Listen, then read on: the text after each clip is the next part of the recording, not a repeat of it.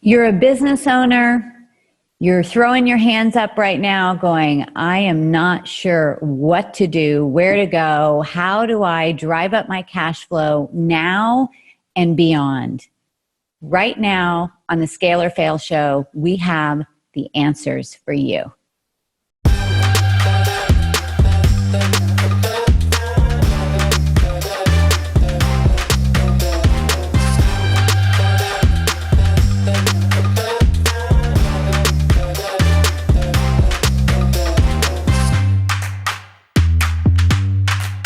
Welcome, everyone, to the Scale or Fail show. I am your host, Allison Maslan. I'm also your business mentor and the CEO and founder of Pinnacle Global Network.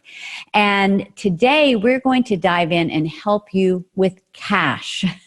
We're going to help you financially. And I have the wealth expert on the Scale or Fail show today. So you definitely are going to want to tune in for this entire episode and take notes. So Garrett Gunderson is the founder of the Wealth Factory, which helps self-made business owners and entrepreneurs who understand hard work, but who haven't been given the proper financial tools to build lasting wealth. And that is probably most of us. He tackles topics like business growth, success, and prosperity that are critically important yet normally neglected by most business owners. And besides being the founder of an Inc. 500 firm, he's also the author of multiple Wall Street Journal bestsellers. He hit the New York Times bestseller list with his book, Killing Sacred Cows. A regular on ABC's Good Money. He's been interviewed by Neil Cavuto on Fox. He was kicked off CNBC, and I'm really dying to hear that story. He's been featured in over 1,000 radio interviews. He's been guest on hundreds of podcasts. This guy is in demand. He's also spoken at MIT several times. So if you want to transform right now your thoughts into profits, keep way more of what you make, and grow your money without sacrifice or delay, Garrett Gunderson is your guy. So Garrett, thank you for coming on the show today. Thanks for having me. I'm really looking forward to this. Yeah, so we kind of need you now more than ever. That is definitely the case. I mean, and what's interesting is the CNBC thing in 2008 is when I got kicked off, because I said it was the time for people to stop contributing to the retirement plans and really start investing into their business, because we were in for a bumpy ride and the market was doing well when I was on. And it just tanked over the next couple of months, but they just this British guy just got really big eyes. I was just on a camera, and then they just cut me off and never spoke to me again. So it was really crazy, but I was fairly accurate about what I was saying. Yes. And, now it's just as critical, if not more, than it was back then. Wow. Well, I want to dive into all of that. And, for those business owners that were around during 2008, 2010, I mean, I've been in business since 1980 something. I mean, way too long. But so been through lots of ups and downs. This is definitely different. But let's back up a little bit so that people know who you are and, how are you the expert to share all this information? What led you to start the Wealth Factory? Well, I grew up in a small coal mining town. My dad is a coal miner. My grandfathers and even my great-grandfather, all coal miners. So they knew a lot about hard work, but didn't know a lot about wealth, because hard work with the wrong philosophy still equals misery, bankruptcy, scarcity, frustration, right? Mm-hmm. And so sure. I started this business when I was 15, washing and detailing cars. And then I won $5,000 for being the Young Entrepreneur of the Year. And I wanted to invest that money, but my family put money in coffee cans and put it in the cellar. So my mom wouldn't sign off as a custodian for me to invest. And then when I was 18, I just went and talked to anyone that I possibly could, I used to detail cars for a credit union. So I talked to the president of the credit union. I talked to my uncle because he had more money than anyone I knew. And I'm trying to get financial advice to invest. And it just got really confusing. But during that process, I got offered an internship. And so it was 1998. I start this internship. I'm peddling mutual funds for a couple of years, which are doing really well in 98 and 99. And then the year 2000 hits. The market starts to go down. And I was so young that most of my clients were like my parents and my family, you know, like aunts and uncles and, you know, parents of my friends. And, you know, family unions got really awkward. I showed up from being little financial Einstein to like, what the hell's going on? Or we're losing money.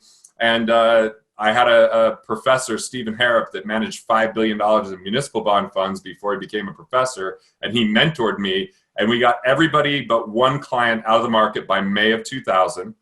And then in the year 2001 and 2002, where the market was down double-digit interest rates, we did 41% positive and 44% positive those next 2 years.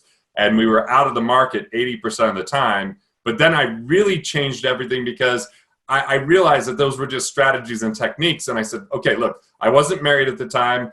And so I just flew somewhere every single month and used my young age to be able to get in and meet with people that were, you know, very affluent, very wealthy. And I found out they were doing things completely different. They were saving on tax as their first initiative. That was very guaranteed. They were handling their money and how they dealt with interest rates and finances completely differently. They didn't have all the hidden fees and commissions, and they managed their risk, and they didn't have duplicate coverages and costs with their insurance. So I just like a nerd immersed myself into that world and then decided, okay, I'm not going to be the person that's peddling the stock market. Instead, I'm just going to help people keep a lot more of what they make without cutting back. And I became really an efficiency expert. Wow. That's quite the story. So I do have a question is, what do you think that quality is inside of you, Garrett, that you were talking about stocks and mutual funds when you were a kid? You know, that I'm sure that was so different than anyone that you were around. Where did that come from? All right, you might not expect this answer, but I actually am really clear about it in two ways. So one, I got hit by a car when I was 3 years old. And when I got hit by a car, I watched my whole family in fear and in worry. They were really like, you know, my mom was pregnant. The hospital was 30 miles away. It was the first time I saw my dad in his full coal mining gear with dust on his face showing up to the hospital. My grandparents showed up. And I had this like notion of like, wow, look at all this pain. And then I saw that same pain again when my dad was laid off from the coal mine. I saw that same pain again when in 1987, when the stock market dropped and my mom said we lost all our money. And so I had this like real fascination with like, maybe I can solve that pain, because when I was the cause of that pain, getting hit by a car, I thought maybe I could do something different. And then also when I was 5, I was in kindergarten and I made this little milk carton project, turned it into a replica of my home. But the teacher took the milk carton from everybody in the class and said, memorize your address and you'll get this back. And I couldn't wait to show my mom, but I didn't memorize the address. I was the only one the final day in the class that didn't, and she threw it away. And so I thought, I'm stupid. And so to prove I wasn't stupid, I thought if I could get really wealthy, I could take care of my family and I could prove to everyone else that I wasn't stupid, including myself. And so that was not the best belief long term, but it was the thing that got me started. And, you know, I just saw so much pain and suffering with my family. I mean, my great grandfather didn't see his wife and didn't meet his daughter until she was 7 years old, because when his wife got pregnant, he couldn't put food on the table in San Giovanni, Italy. So he had to get on a ship, come to America, become a goat herder, eventually a coal miner, live in a tent. Wow. And what I realized is if people don't understand finances, it creates so much pain. And so I gained this massive passion because my grandfather was my hero. My mom was always there for me. And I thought maybe I could be there for them if I could figure this out. Wow. Yeah. So that's such a deep driver. You know, now that really makes sense to me. And you sure appreciate, you know, when you've experienced that, you definitely appreciate what you have, and then you want to keep it and grow it. And so I want to talk about COVID-19 businesses now and beyond, but in general, how do you generally help clients make these big leaps financially in their wealth and in their success? Well, the first step is to find out where things have unnecessary risk or where they're inefficient. And so we actually went and built an entire financial team. When I was 22 years old, I flew to New York City I was a pest to this guy named Vince, but I made friends with his wife and his secretary, and they said, you're going to let Garrett go and watch you on some of your appointments. And so we went into this appointment where he's presenting a $400 million strategy, and the client's not even in the room, but it's a conference room table with attorneys and accountants and other investment professionals and risk managers. And after the meeting was over, I said, what was that? He goes, oh, it's called a family office. And this was a low tier one. You just have to be worth $30 million to work with them. And he said it matter of fact. And I was like, my young mind was like, well, what if you're not worth $30 million? I didn't know people were $30 million at that time. So I naively said, I'm going to build that for the entrepreneur, that all their money's tied up in their business, that they're first generation, that they don't have this cash. And it took me 13 years to build that team of attorneys, accountants, investment advisors. And I created an investment philosophy and a wealth philosophy that they had to subscribe to. They had to go through a 9-month application and interview process. And then, so I was able to kind of build that. So what we do is we're like a quarterback for people. We help them navigate that. And the first thing is get their financial house in order. And then the second thing is plug the leaks and get them more cash from the dollars they're already making. Then the third thing is focus on how they can become economically independent, which is having enough cash flow come from two sources. Their assets that kick off regular cash flow, or their entrepreneurial income, which is the income that shows up if they don't open a computer, look at their phone, or go into the office, right? And when that could cover their basic expenses, it meant that every active dollar they earn could go back into investing in their business, their mission and their vision, and give them a really strategic advantage over people that are right now, scrambling to make payroll. And so what we see in these times right now is people that have followed that advice are feeling calm. Unfortunately, I feel like I wish I could reach even more people, because there's so many people suffering and having that difficulty, that now we're saying, well, what can we do to help people get access to cash today so they could bridge and then work with someone like you that goes and takes them to growth, beyond where they're at right now. And so it's a kind of cool. We find money for them to put money into the things that you're teaching them to do, which is rare for most financial firms. We don't do the stock market. We don't do fees on assets under management. We get paid a lot more if we did, but I believe in small business more than I believe in big corporations. And so I want to see the small business owners thrive. So you really have a holistic perspective. You're not just focused on one area. You're really looking at their wealth and saying, okay, how do we drive, how do we really have wealth building processes in place so that just covers your nut and everything else is just to help fuel growth? Right. Like I just got off a recording with one of our mutual friends that connected us, one of the many people that keep telling us about each other, Pete Vargas. And when he started working with us, I said, okay, first off, let's get your financial house in order. There wasn't a lot to do because he was really early and had just barely started his business. But then we said, how do we create economic independence? And 17 and a half months later, 82% of his expenses were covered by one type of investment we helped him analyze, which was all he did was Airbnb on properties in his area of Colorado Springs. And then we said, well, now that this is covered, what do you want to do in your business? And he just took that to a whole other level because he didn't have to worry about the day-to-day. His wife wasn't stressed about what he was doing with his business. It could be even more supportive. So that economic independence is such a game changer that you really get like a 10 times growth in your business if you know that your kids get to go to the school you want them to go to, you're going to eat the type of food you want to eat, you drive the cars, have the house, and that's never at risk. Where entrepreneurs a lot of times have a significant other that operate very different than them, and then they're at odds. Yes. Because entrepreneurs are notorious for having an idea that takes longer and more money than it's originally intended to do. And so the other person that's asking for stability and security ends up kind of like gas and brakes at the same time. We find economic independence puts people on the same page, even though they have different money personalities, and they can accelerate in everything that they're doing. Yeah, I totally get that. That's why none of my relationships when I was dating with people in the corporate world ever worked. So I said, I think I need to marry a business owner. That took me a while to figure out. Well, I love everything you're saying. It just makes so much sense. And, when you can go to sleep at night and not worry, you can be so much more creative in your business. Totally.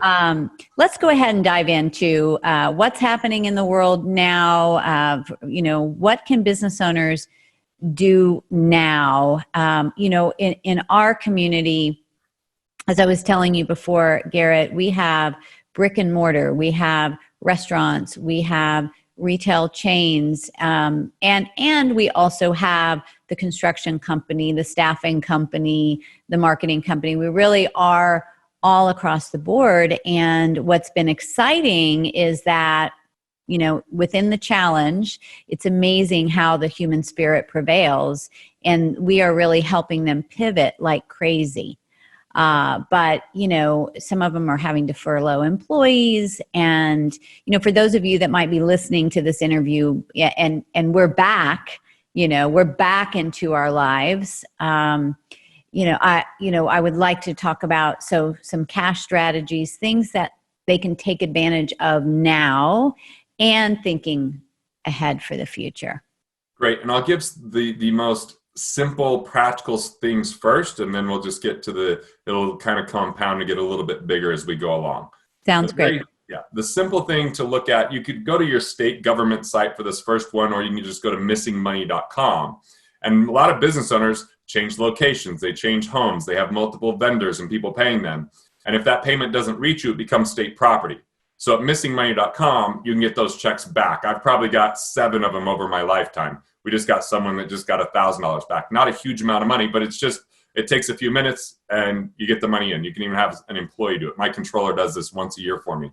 The second thing is, I think that bridging wherever we're at, or even have access to capital is essential. So even if you have a paid off car, you can go refinance that car, get a really low interest rate, and get access to that money right now while interest rates are so low. And those types of loans that are installment loans like that are super easy to get. Now, more difficult to get might be refinancing a home because interest rates are lower.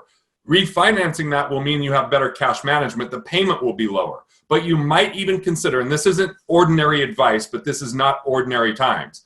We just had a guy, James Bentz, that got $300,000 extra when he refinanced just to go put it in a safe account, just into cash.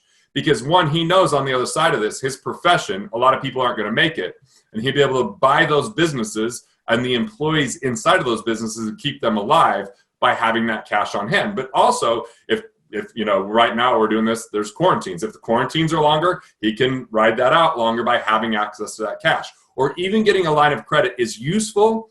But if you have a line of credit, you might want to pull that money out of the line of credit, put it into a bank account, pay the interest even if you're not using it, because you can always pay it back. But we're going to see a lot of people lose their lines of credit if they're not used, because the banks are going to find increasing defaults, more difficulty. And so that's another piece. And I'll breathe here for a second. Now, there's a lot more I can cover here, but that's some immediate cash management for people.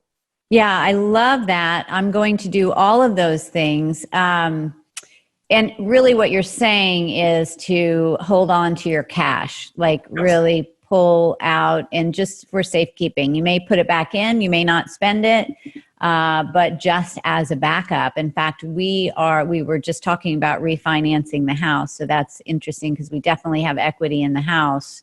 But also having access because, and this is one of our scale strategies, is buying other businesses. It's one of the fastest way to scale. Yes. Is so you don't have to build it up. And there are going to be people now and over the next probably year, maybe longer, that are like, you know what, I'm done. I just don't want to do this anymore. And so that you can buy businesses like no money down. There's going to be so much opportunity. I've been saying the opportunity since 2018 for small business is going to be here. It's here in a bigger way than I even imagined. And so let's look at the stock market for just a minute. If we look at the companies in the stock market, people are automatically putting in money in a retirement plan. They have index funds and mutual funds. And if we look at the earnings of those major companies versus what people are buying the companies for, it might be 20 times or more earnings. But if you're buying a small business, $2 million of revenue, $1 million or less in revenue, you might be buying it for less than 1 year's revenue. And what you're buying is infrastructure, and what you're buying is the employees. And more importantly, you're buying something from someone that didn't know how to manage it the way you might be able to, especially if it's complementary to your existing business, especially if you're working with Allison. You could then turn around and say, hey, we know what to do, because maybe you're just better at communicating in a one-to-many fashion with the customers or potential customers that are along with that business. Maybe you just have infrastructure that they never thought of. Or what I find a lot of these businesses where the owner gets tired is businesses have a really hard time when the founder will not fire people, will not confront people. Oh my gosh. This is the majority of them. And we have found people like in 2008, if we just go back to the couple year recession, we had a lot of our clients buy businesses during that time. And what we would do is when they bought the business, we'd say, okay, we want you to not really worry about firing anyone for at least 3 months, maybe up to 6 months, if the cash flow makes sense for it.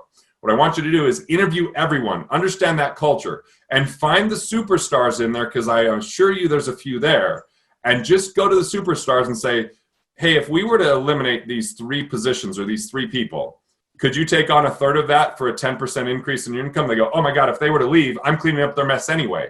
And what you find is with a little bit more comp to those people, you eliminate a lot of the expense of the others, improve the culture, and especially if you're bringing in infrastructure that business didn't have. So we have a client named Mike. He's bought 8 businesses in the last 2 years. It's all health oriented, and he's a brilliant list manager. And so he just goes out there, and sometimes he'll just put an amazing superstar face in one of those businesses. And other times he'll just say, we're going to integrate it into what we already have. And he no longer does any mutual funds. And his lifestyle is ridiculous. I mean, this guy works 2 to 3 hours a day now. I'm a little bit pissed that he's this good at it, you know. And before, when I met him in 2008, he just worked all the time, and his health suffered. So there's so much opportunity where you're buying it for a fractional multiple, less than a year's revenue, and you now get access to the employees. And I'm glad people are listening to you, because here's the deal. It's hard to get employees pre-COVID-19. We were overemployed. It was hard to attract some of the best talent. That talent is now available and will increasingly be available moving forward. Yeah, man, you hit on so many important points here. And, you know, with buying a business, whether you roll it in under your own brand into your own business or have somebody else to run it, it's quick scaling. And, you know, I think you definitely, one of the most difficult, but most important part is letting go of people that, you know, they may have been great to get you where you are, but they're not the people that are going to take you to that next level. A lot of times keeping them is habit. We care about these people. Of course, we care about these people. We feel indebted to them. But, you know, people can get comfortable, a little bit lazy, or they may just not have the money mindset to, you know, go the distance for the business. But somebody else comes in, doesn't have that kind of relationship, is able to see more clearly and say, okay, these are the people that are leaders. These are the people that are putting in, you know, 100% beyond the effort. And, you know, I'm sure you've experienced when you've let somebody go, as painful as it is, you know, like the next day your team's going, oh my gosh, thank God you did that. You know, like, it's like, why didn't anyone tell me? 70% of what that person that we let go of did was try to convince us they're valuable, and only 30% of what they did actually mattered. And look, the last person I let go, well, actually the second to last person I let go, when I first let him go, they got this shot of adrenaline. They were kind of upset. Within a couple of days, I called them back. We had another conversation, and they were fine. And they actually understood why we weren't working well together, even though they'd been with us for 10 years. And it was 2 years too late. I, even teaching this, waited 2 years too long. Yes. The last person I let go, as soon as I saw there was an issue, and then in the end of the conversation, they said, is there any way I could ever come back? I said, maybe. I'll leave that door open, but here's what I'd have to see to even consider that. And so of my 21-year career, I would say there's 2 people I've ever let go that don't talk to me and don't like me. Everyone else, I have a formula and a way to have the conversation that if they see me, we talk, they say good things about me out there in the community, even in the moment when it happens, if they don't feel that way. And the reality is, I'm not doing them a favor or me a favor, keeping them around. It's just that people struggle with confrontation. And I'm one of those people, and I've had to mature over time with it. But there's so valuable for all parties involved. Yeah, I think it's something that most business owners need to work at. I am the middle child. I'm the Jan Brady that is trying to make everybody happy. The So peacemaker, right? yeah, I Yep, yep. am, man. But I'm like you. I've had incredible experiences, even though I'm always dreading it. And then it's actually healing for both of us. And what I find, like what you're saying, is that they're probably not feeling very good about themselves anyway, because they don't feel like that they're really meeting up to expectations. So it's like hanging on to a relationship just because you feel sorry for the person. I mean, that's just not fair. They need to get on with their life. So the business owner, so right now, I mean, being within COVID-19, obviously there's some things that they can do right now with the PPP and all of that. We'll see where that's going to land. I do see some people already getting some cash, which I just saw that. Somebody on Facebook talking about that. We filed ours as well. But then beyond that, if people right now, what are some things they should think about? They're scrambling, they're just trying to pivot with their revenue streams and so forth. What would be just some action steps they should take right now? I mean, you've got the finding the money at missingmoney.com. I'm definitely going to do that. You're saying, look at refinancing and holding on to the cash. What are some other things? So this one will last for a while, so I'm going to start here. And I think it's one of the bigger opportunities. It's called net operating loss, or NOL. And what's happened is in 2017, we had a new kind of Trump tax plan that came out. And one of the things that eliminated was how we deal with losses as a business. It capped it at 80%. So anything over 80%, you had to carry forward. You couldn't take in that year. The other thing that would happen is there was alternative minimum tax. So based upon how much you make, that started to creep up. And what they've changed with some of the new IRS notices is there's no longer a cap rate. So you can write off 100%. So you might have had profitable years in the last 5 years that normally you could only go back 3 years and it was capped. Now you can go back to 2015 and there's no cap on it. And so we had someone just recently, we did this thing, if someone owns a commercial building like their own building, they can do something called cost segregation. Cost segregation allows you to accelerate your depreciation for tax purposes. So it's limited how much you can write off. So he was going to get $70,000 back and felt really good about that. Well, in the midst of this, and after the study, when that cap was lifted off, the number came out to be $1 million. $1 million, same strategy, but with the new net operating loss laws. Another example that was very similar is there's something called R&D credits, research and development. So any business owner that's built a website, that's modified a CRM, that's built an app, that's done something in technology, and they've done that within the United States. They didn't go to India or they didn't go to the Philippines. You can get credits above and beyond your expenses. Those credits are because of the time that you spent. And it's a way to say, please keep that here and keep the money in the United States. So once again, that was limited by some of these rules. You can now go back 3 years still, and then the cap is taken off. So again, someone that thought they were going to get back, I think it was something like $19,000 is getting closer to $100,000 back because of the rule change. So everyone at all times can go back 3 years and amend returns if they've missed something. And I find most people miss things on their taxes because they're busy business owners. They don't understand the tax code. They have had the same accountant for a long time that might be more of a historian saying, here's what you made, here's what you owe, than a strategist that says, well, how do we maximize the tax deductions? Could you pay your kids? Right now, people are working from home. There's a thing called the Augusta Rule. The Augusta Rule says you can rent your home out 14 days a year to your business. Your business gets to write that off, but you don't have to claim that as personal income, so it's pure tax deduction for the business. Or the bigger things that happen in accounting really come from tax attorneys and corporate attorneys, but most people don't integrate them into the tax team. And so there's 4 ways that attorneys can help you. One is reclassification of income. So reclassification of income is taking an active income like a W-2 and then taking more distributions like 1099, because it's when you're operating as a business owner, you can be 1099. It's only when you're operating as a technician that you're W-2. It's the reasonable salary test that avoids 15.3% tax. Or if you own your building, you can rent that out to an LLC that you own. You can charge top rent, and that comes in as 1099. Those are just two examples of moving from active to passive. Another one, though, is moving from ordinary income, which is 37% at the top rate, to capital gains, which is 20% at the top, 15% is a little bit lower rate depending on how much, and there's some that's even at 0%. Well, let's say you have international clients. International clients can pay you through an international sales corporation, which makes it a capital gain instead of ordinary income, because again, the United States wants the money here, not the money there, right? So, or even if you have a business that you sell off pieces of stock, that's capital gains. Or I did something years ago because of times like this called a captive insurance agency, which is just a way that I can put money into my own insurance company.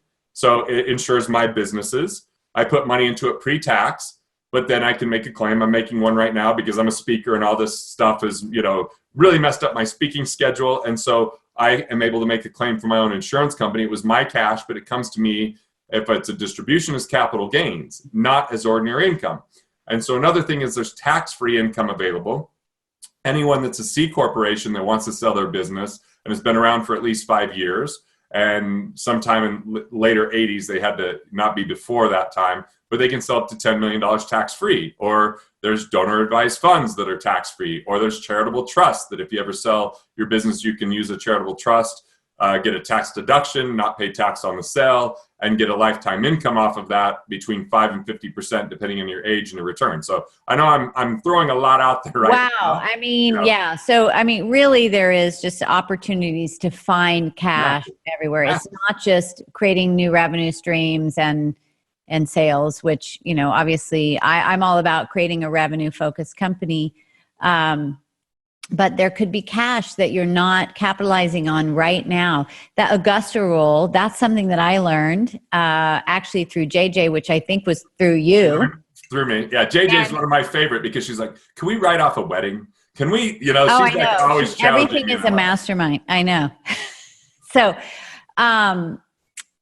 with the Augusta rule, can you go back to your taxes for 3 years for that? No, that has to be in the given year. It's kind of it does. Okay. Where R&D credits, another thing called DPAD, domestic production credits, you can go back. We found times where people paid self-employment tax where it wasn't needed, just erroneously. We can go back there. But moving forward, you got the Augusta rule, and it's pretty simple. Moving forward, you can pay your kids up to $12,200 a year tax-free. That's something, but it's not something you can move back. Got it. Well, I mean, gosh, if people did like a tenth of just what you said, it's going to make a big impact. So thank you for sharing all of that. You bet. I want to dive into some other things. Money mindset is a big, I really think that's the sabotager, right? It is. And so what do you find, because you're dealing with money 24/7 with people, what are some of the most destructive limiting beliefs that really hold them back? Well, we're in a society that we vilify wealth. We vilify it. It's like that person, if they're wealthy, they must have done something wrong. I remember my grandma saying that about someone. They're wealthy because they're just a bad person. Okay, I'm just a kid hearing that, and that has an imprint, and I love my grandma. Or my mom sitting at the table paying bills saying, we're insurance poor. All of our money goes to insurance, or even waking up from a nap as a kid. And we had a plaque in our camping trailer that said, money's the root of all evil. And so these kind of things create subconscious beliefs. And when we have these people we care about, we don't want to, be seen as different or bad or anything that way. And so it's this dilemma. And so think about this. How many people think money is the root of all evil, yet they want more of it? That's a conflict for people, even if it's a subconscious belief. But I think the most destructive money belief that's out there is that we are our money, that somehow our money defines who we are and what we're capable of, and that somehow our net worth and our self-worth are the same thing, where money is merely a ledger or a measurement of past things, not future things, just the past value we created, past inheritances, and at most it's a snapshot of what's happening today. But the reality is money doesn't dictate our future as far as the value that we can create, because it doesn't take money to make money. People that tell you it takes money to make money want your money. Like Wall Street, it doesn't take their money to make money. It takes your money. It doesn't take risk for them to get returned. You're taking the risk, right? And so we have to really identify that money is a byproduct. It's a byproduct of value creation. And the way that we create value is in two modalities. One is our mental capital. It's our knowledge, wisdom, insights, strategies. It's all the tools that we have. And then we combine that with relationship capital, people, networks, organizations, subscribers, friends, family, cohorts, associates, customers. And so the bridge between mental and relationship capital is business. Business is a bridge where we serve others, solve problems, and deliver that value. And the greater the value, the more byproduct of cash that comes in. Yeah. Now, we might not get cash when we're creating value for family and friends, but when we're creating it for everyone else, there's this, they exchange with us and say, I'm willing to give you the money because what you're offering to me is worth more than the money I'm giving you. And we're saying what we're offering to you is worth less to us than the money because, look, I wrote a book. I mean, I don't need to read it. I've in the editing process, I read it more than I ever want to read it ever again in my life. But someone else can take my millions of dollars of mistakes and lessons and get it for $20. So we can both end up wealthier because of that exchange. So exchange and value create wealth. And so what happens during a time where we're under a quarantine and a recession and COVID-19 is that exchange starts to slow down. And we watch the ramifications of that because what we measure wealth in the economy is velocity. Velocity is the number of times a dollar exchanges hands in a given year. And so, the more that happens, the more wealth is created. So wealth isn't finite like some people believe. Wealth isn't like sports where there's a winner and a loser. Wealth is like, I don't know, I think of it more like music and even sex, because two parties can win in that. You can even create a life from it, at times. So ultimately we have to get past this scarcity mindset around money. That there's like a piece of pie. It's like a pie. And if I take too big of a piece, there's less for someone else. That pie expands through value creation. That pie expands through exchange. And if we stay in the service solving problems and we don't chase money, but we chase value, it transforms how money operates with the individual. I love that. I think that is the best explanation of wealth that I have heard.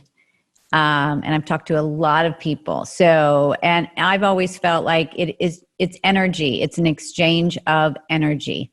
Yes. And, I was in the healing profession for years as a homeopath, and I built a school called the Homeopathic Academy of Southern California. And we would train these healers and they'd say, well, I can't charge these people. They're sick. I feel so bad.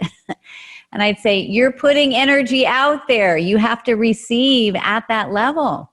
Right. And so I see it like currency, right? Currency, a current is an electrical energy. We don't see it, but it flows.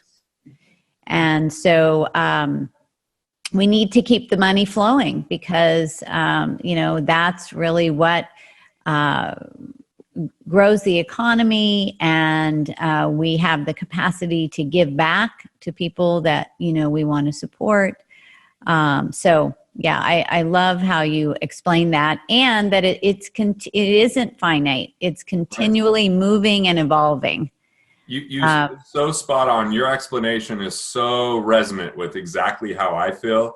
And in my first book I ever wrote, I had this whole analogy because I live in Salt Lake City. And so we have the Great Salt Lake, which is a dead lake. There's no movement of the water. I think there's one living organism in there. That's it. And yet we look at the Amazon River. The Amazon River is so powerful that there's fresh water for miles into the ocean where it enters. There's so much life around it, I'd be scared of everything that's around it, right? But if we look at money more of a flow than as something that's stagnant, unfortunately, too many people have erroneously believed that net worth is the game of money. So net worth is usually how much can I scrimp, sacrifice, save, delay, and defer to have a number on a piece of paper that says how much I'm worth.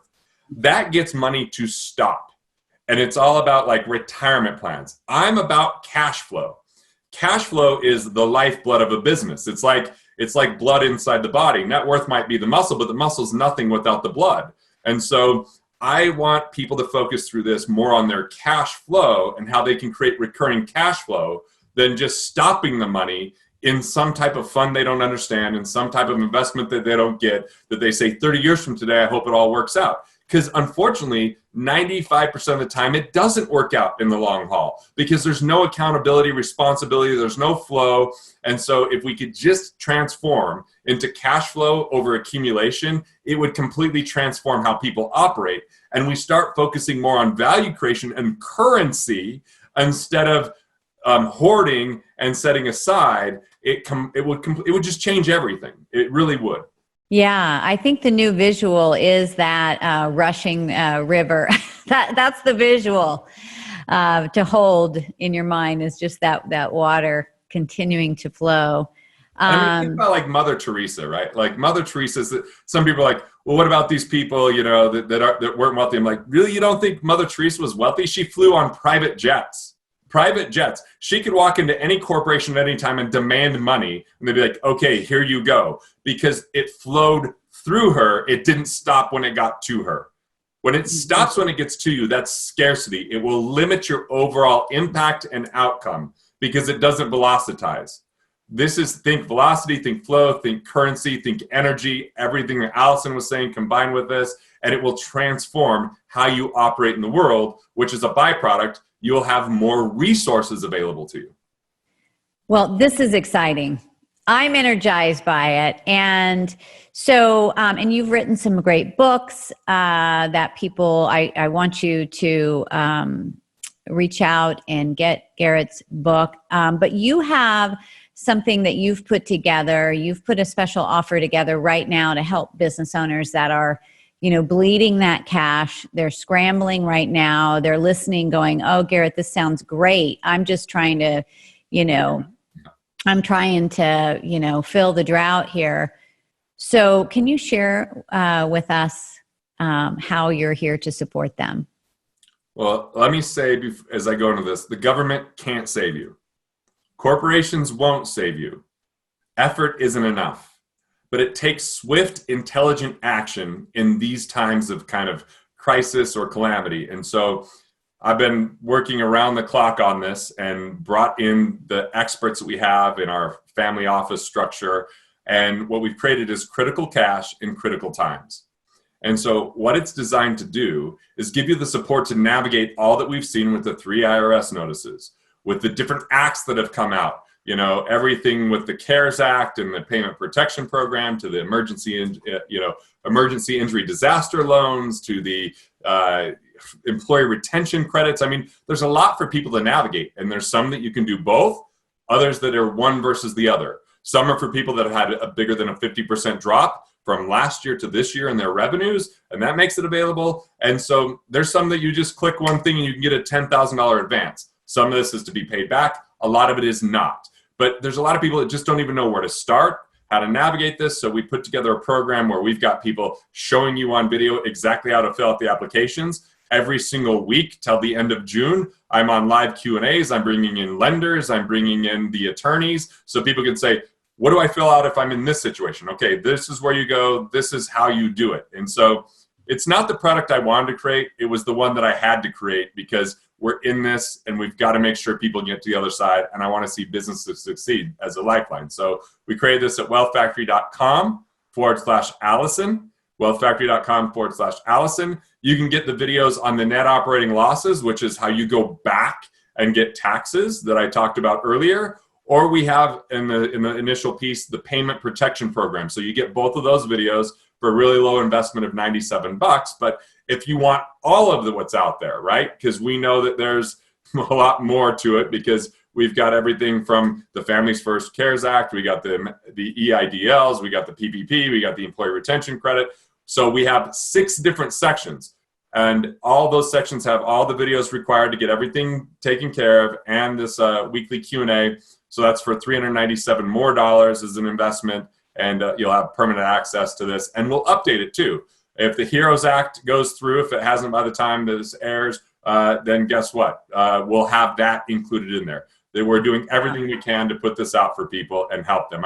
I saw too much confusion, too many people not knowing what to do, and I was manning too many phone calls and text messages. So I'm like, okay, here you go. Yeah, well, thank you for doing this, and thanks for pulling it together so quickly. There is so much confusion and missed opportunity. This is something where you need to take fast action, and I like that you're coming on every week because there are changes. There are going to be new things that are going to be offered, plus all of the other strategies that you employ and that you support people with. So it's even beyond that. Really just get your head in the game to get your finances turned around. So that not to just get you through this time and survive, but it's really to thrive financially. And I will tell you that Garrett is the guy in this space. Seriously, I have had 5 people say, you have to meet Garrett. I'm so excited that you're on here today. I'm really happy for our community to find you, and for all of those listening, definitely take Garrett up on this offer. We don't usually make offers on this show, but I'm doing it today because I really want to help you, and it's really so reasonable. So it is, let's give that, we'll put the URL up, but for those of you that are listening to this, it's wealthfactory.com/Allison. Remember, Allison has 2 L's, This is fantastic. So thank you for doing this. Yeah, thanks for having me on. And, it feels good to get people money and then know that if they're listening to you, they're going to do the right things with it. It's rare that someone has the amount of status in my mind the first time I talk to them, because your reputation is so stellar. And I've talked to people that have got phenomenal results, and I know other people that share with your community that I highly respect and regard, and your name is usually at the top of the list when they say, here's someone you need to meet that I think you're really going to jive with. So I'm glad that we're finally able to do something. Tough circumstances, but these tough times require tough answers and acting swiftly. So I'm glad we're able to support. Yeah, I think there's going to be some incredible innovation coming out the other side of this. Yes. And so what are some parting words? What would you say to those that are listening here that, might be scared or just, really waffling in the uncertainty? Look, before COVID-19, 2020 was going to be a recessionary year that I think was going to last for at least 2 years. So that's not a massive surprise. Having a quarantine and pandemics, that's a little bit different, but it's not unprecedented. We had, I wasn't alive, but during World War II, people came back from World War II just to find themselves quarantined because of polio. And people were marking on their houses whether it was a polio house or not. Obviously we've heard of Spanish influenza with a much smaller population and a major death toll. So here's the thing. We are resilient people, and there's nothing that's more resilient than purpose. I am rereading Man's Search for Meaning right now because Viktor Frankl found himself in a concentration camp. And other people in the concentration camp didn't make it out because they wanted their time frame to be the time frame of the concentration camp. If they could just get out by the end of the year, then they'd be okay. But when they didn't get out, then they found themselves in a dire situation, depressed, and feeling no level of power. So we cannot control the global economy. We don't have a time frame of exactly when things are going to happen and how they're going to happen. But we do have a personal economy that we can control our daily steps, that we could focus on how we're viewing it. And if we start to see it as something that happened for us, to reimagine, rethink, reconnect, and really come out of this as leaders, well, then it's really is happening for us, not just to us. So obviously stay healthy, stay safe, but most importantly, be willing to take support and be willing to be that support, but you don't have to go it alone. Wow, I could not have said it any better. That was beautiful and inspiring, and we will prevail and thrive, especially with your help, Garrett. So everybody jump over and go to wealthfactory.com/Allison and take Garrett up on his support right now. And you will quickly make that back and so much more. So thank you, Garrett, for being here today. This meant a lot to me and so many. And for those of you that are listening, if you haven't subscribed to the show, what the heck are you doing? So go there to subscribe to this channel, and you will find the video podcast, the audio podcast, everywhere that podcasts are playing. And until next time, get out there, elevate yourself, because you are worth it. Bye, everybody.